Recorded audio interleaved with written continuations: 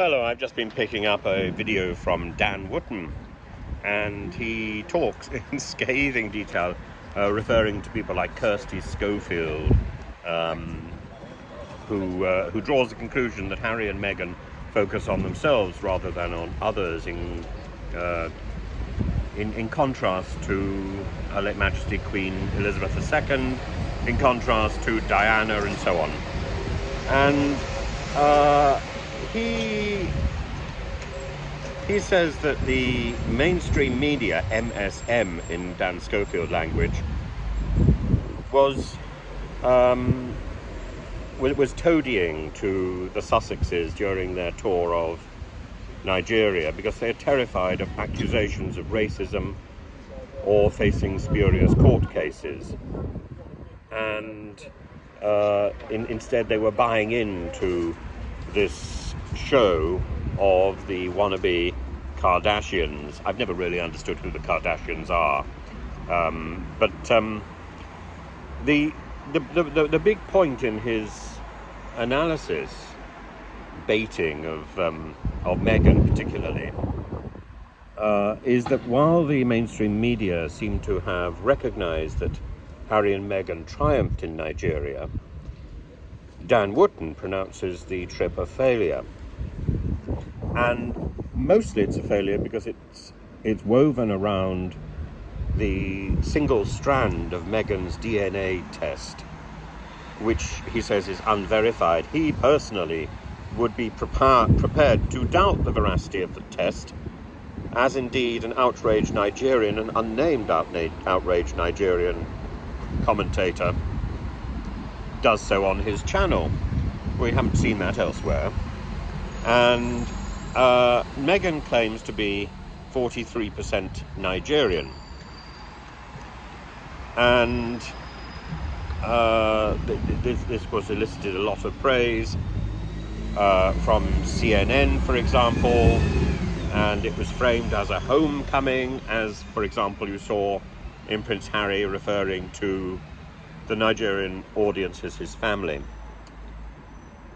Dan Wootton goes on to drive home the skewer by saying that in 2015, Meghan claimed to be on her Instagram, claimed to be of Maltese heritage. Her great-grandmother was from Malta. Well, it's perfectly possible to have two parents and to be able to identify both of them. So I don't see why one couldn't be of Maltese heritage and of Nigerian heritage.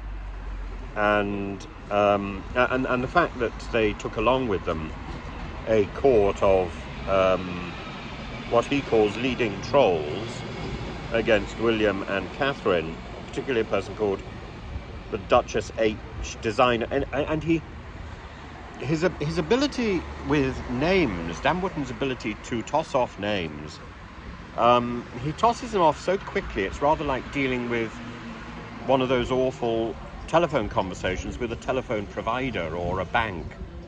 The name is muttered so that you can't pick it up, and you either have to play the recording back, and frankly I'm tired of gazing at Dan Wootton, or you just have to go on and plow on and assume you've got some idea of who the hell he's talking about. He refers to one person who is malicious, really. I mean, she's really very, if she's got an axe, she buries it in the back of the Sussexes. But then Dan describes her as Africa's version of Lady C. Well, somehow that doesn't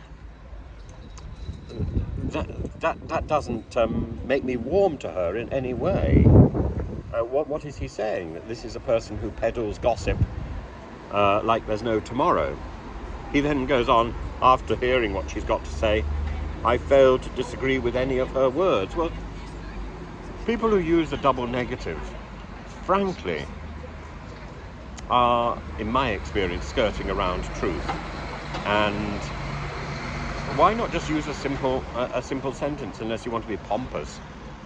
And maybe that's Dan Wootton's plan, to bury the story in pomposity.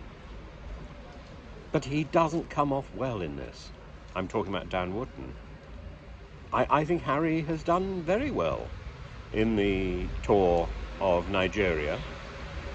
He always comes across sort of slightly coy, slightly bashful, and always interacting with the people in his immediate vicinity and beyond. And he reaches out. He has his mother's spirit. The idea that he's not focusing on others, I think he needs more guidance, maybe, if that's the case. But it's if you're looking for fault, you can find fault, and I prefer to look for elements of success. And Dan Wootton talks about people trolling for the Sussexes. I only see one troll. I only see one. Only one named troll. And the rest are all unnamed, muttered splodges of invective. And, you know, I think it's shameful that Dan Wootton is ushering in these people who are barely named to buttress his attack. There was a time when Dan Wootton was supportive of Prince Harry, and now he's just vicious. And he doesn't need to be. It's not necessary. And the fact that it's all done with a smile is, I suppose, even more pernicious. The smiler with the knife behind his back. It's not an attractive look, Dan. It's not attractive.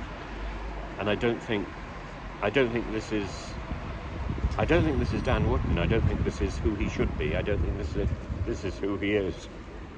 In the same way as I don't think Harry is reaching his full potential, but he's at least steering in the right direction.